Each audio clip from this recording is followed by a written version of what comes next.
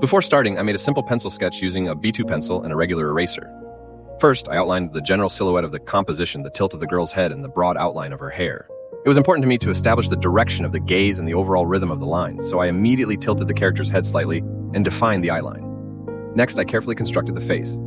I marked the position of the eyes, nose, and lips, maintaining proportions but not aiming for complete realism. I wanted the face to look slightly graphic and expressive. After that, I gradually began adding hairlines. They turned out complex and intertwined, almost like a network of wires or mechanisms. This idea emerged during the drawing. Next, I outlined the character's shoulder and clothing. Within the clothing shape, I began adding decorative elements and abstract lines that resemble microchips, mechanical parts, and organic forms all at once. In the background, I outlined the silhouettes of city buildings to create a sense of space and contrast between the person and the urban environment. Once the entire drawing was complete, I carefully erased any unnecessary lines and strengthened the main contours. The result was a fairly clean line sketch, ready for further color work. Once the pencil sketch was complete, I began painting with acrylic paints. I used 3 brushes, a fine, a medium, and a wider one, to easily work on different sections of the painting. I started with the background to immediately set the mood for the entire work. For the right side, I chose a warm orange color, which evokes the feeling of a city at sunset or in the artificial light of a metropolis. Using a wide brush, I carefully painted the space around the building silhouettes, being careful not to go over the lines of the drawing. I left the city silhouettes linear, almost graphic, so that they appeared as part of the overall composition and did not overwhelm the painting with details. After the background, I moved on to the character's clothing. I decided to make it very bright and saturated, so I chose an intense pink-crimson color. Using a medium brush, I painted the large areas, and then using a thin brush, I carefully began to outline the small lines and decorative elements.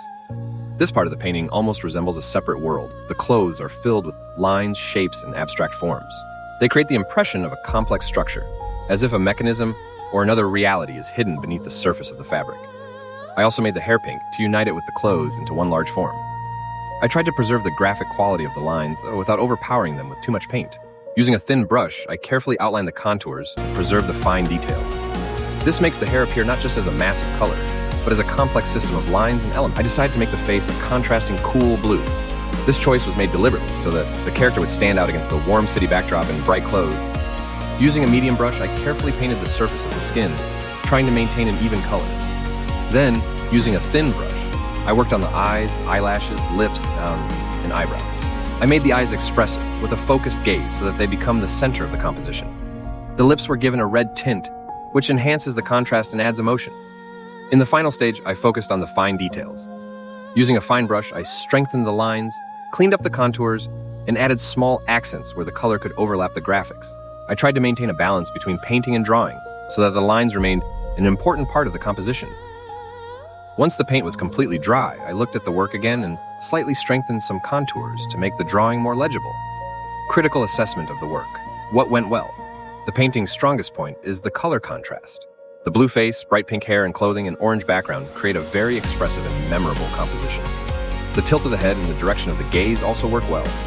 This adds emotion to the painting and brings the character to life.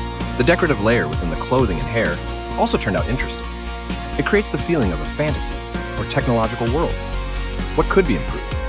Some elements of the clothing and hair look a little overloaded with details. Simplifying some of the lines a little would make the composition easier to perceive. Also, more shadows could be added to the face to give it volume. Currently, the face looks more graphic than painterly. The city background could be slightly varied by adding a few additional shades or highlights to give it a deeper look. What could be added? Subtle highlights, additional lines of light in the city, and subtle color transitions in the hair would look interesting. This would enhance the atmosphere of a futuristic world. Painting style. The work resembles a combination of several styles: pop art, surrealism, cyberpunk illustration, and graphic art. It lies somewhere between painting and comics.